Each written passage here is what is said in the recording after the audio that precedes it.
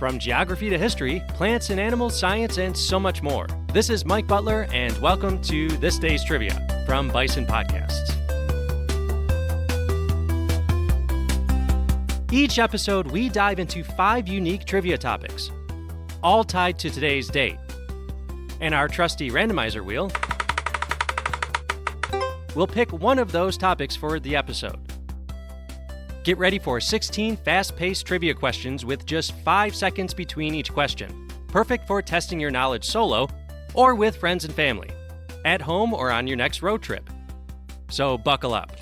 It's time for this day's trivia. Today is November 22nd. Get out your pen and paper to tally up your score. It's time for this day's trivia. Here we go. Topic number 1, Back to the Future Part 2 was released on this day, 1989. The film picked up precisely where the first left off and sends Marty and Doc into the year 2015.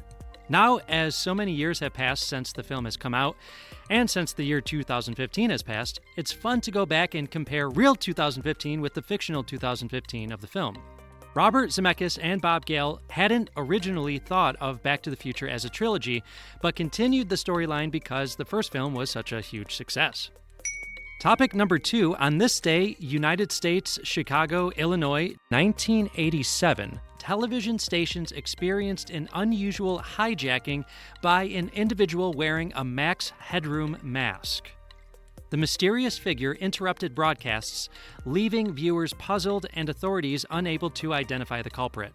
On the second interruption on that day, the hijacker appears to expose his butt to the screen. To this day, no culprit has ever been identified. Topic number 3, November 22nd, 1975, 2 days after the death of Spanish general and dictator Francisco Franco, Prince Juan Carlos was sworn in as King of Spain. Juan Carlos ruled as king for several decades, from 1975 to 2014, and was instrumental in Spain's peaceful transition to democracy. Topic number 4, John F. Kennedy was shot to death in his motorcade this day, November 22nd, in the year 1963. JFK was the 35th President of the United States, the youngest man and first Roman Catholic ever elected to be president. He was killed in broad daylight in an open limousine in front of many bystanders lining the streets of Dallas, Texas. Topic number 5, November 22nd is known in Japan as Good Couples Day, inspired by a wordplay in Japanese. The numbers 11 and 22 can be read as ai fufu, pardon my horrible Japanese, which translates to good couple. This day encourages married couples and partners to reflect on their relationships, show appreciation for one another, and spend meaningful time together. It's a lighthearted but thoughtful observance that has become part of the Japanese culture. Today's topic will be the death of Francisco Franco. Let's focus on Spanish history from Franco's rule into the reign of the King of Spain, Juan Carlos. So, Spanish history. Number 1, what was the name of the war that brought Franco to power? Answer: it was the Spanish Civil War of the 1930s. Question number 2, I mentioned Juan Carlos, who was the King of Spain from 1975 until 2014. What happened in 2014 that caused a shift in power? Answer: the old king abdicated the throne to his son, Felipe. Interesting fact, King Juan Carlos was born during the Spanish Civil War in 1938, so Franco was in power for his entire life. King Juan Carlos is also still alive and will be celebrating his 87th birthday in January. Question number 3. Now we have a period established, late 1930s until 2014. Plenty of history to be covered during that period. Let's go. During World War II, was Spain on the side of the Axis powers, the Allies, or did it remain neutral? Answer: official answer, neutral. Although they would end up going back and forth between neutral and a stance of non-belligerence, which means they were not engaged in warfare. Spain tended to support the Axis powers during the war, which led Spain's not being allowed to join the newly created United Nations after the war. Question number 4. Spain was eventually admitted to the United Nations in 1955 after years of debate, often referred to as the Spanish Question. By 1955, what global conflict was brewing that influenced nations like the United States to support Spain's admission? Here's a clue. Spain was decidedly not communist. Answer: the Cold War. Spain was just too strategically located not to have them on board. Question 5. El Milagro Español was a period in the late 1950s for Spain during which they saw economic gains, particularly in the areas of manufacturing and tourism. What would we call El Milagro Español in English? Answer: the Spanish Miracle. Question 6. In 1959, ETA, a separatist group in this region that encompasses northern Spain and southern France, is founded with the aim of fighting for independence.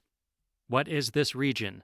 Hint, it's often referred to in English as the blank country. Answer: the Basque Country. The Basques were mostly independent until the 19th century. Question 7. Many of this region of Spain, in which you can find the famous city of Barcelona, feel they would be better off as an independent nation, and many continued to fight as separatists despite threats of jail time. They enjoyed broad autonomy before the rule of Franco, but were greatly suppressed during his regime. What region am I talking about? Answer: Catalonia. The region has its own language and distinctive traditions, and a population nearly as big as Switzerland's. Question 8. 1968, the West African colony of Spanish Guinea gains independence and is now called what? Answer: Equatorial Guinea. This small nation is the only independent Spanish-speaking country on the continent of Africa. Question 9. Spain joined this organization in 1982, an association of European and North American countries started in 1949 to protect the two continents against perceived threats from the Soviet Union. Answer: NATO. Spain became the 16th member of NATO, or the National Atlantic Treaty Organization.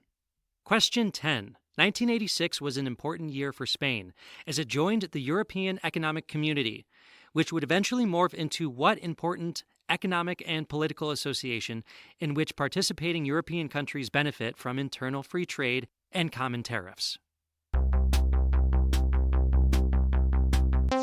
Answer: the European Union.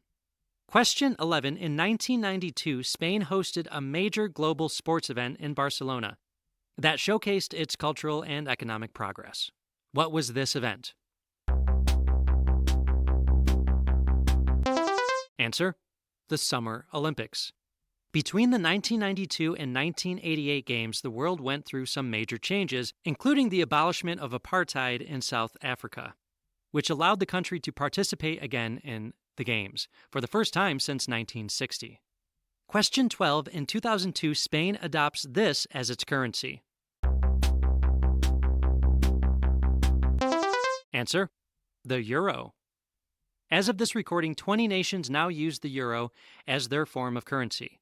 Austria, Belgium, Croatia, Cyprus, Estonia, Finland, France, Germany, Greece, Ireland, Italy, Latvia, Lithuania, Luxembourg, Malta, the Netherlands, Portugal, Slovakia, Slovenia, and of course, Spain.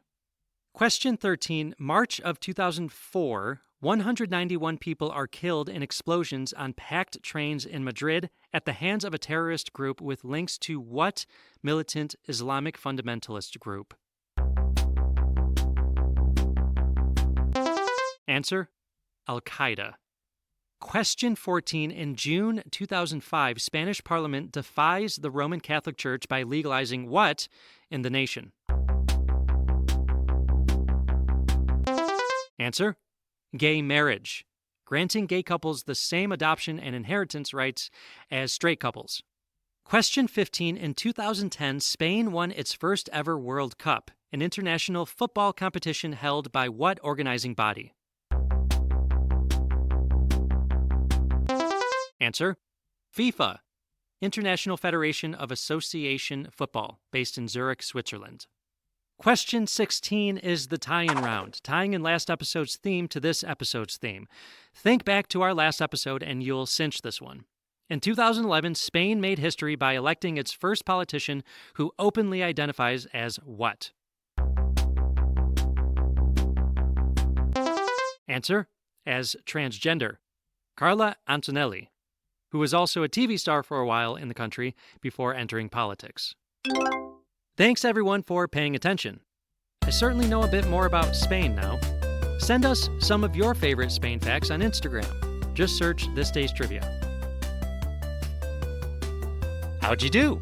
Write into the podcast to tell us your score, or if you have any suggestions, thisdaystrivia@gmail.com. That's all we have for today, but make sure to tune in every Monday, Wednesday, Friday for new episodes and new topics. Interested in ad-free episodes, bonus content, transcripts, and my sources for deeper dives into the topics? Looking for archived material from my previous podcasts, Get the Word, and the English sessions? Go over to patreon.com/Bison Podcast Studios and give us just $1 single for all of it. Patreon.com/Bison Podcast Studios. That's patreon.com/Bison Podcast Studios. Follow us on Instagram. Just search This Day's Trivia or Instagram.com/This Day's Trivia. Until next time, this is Mike signing off.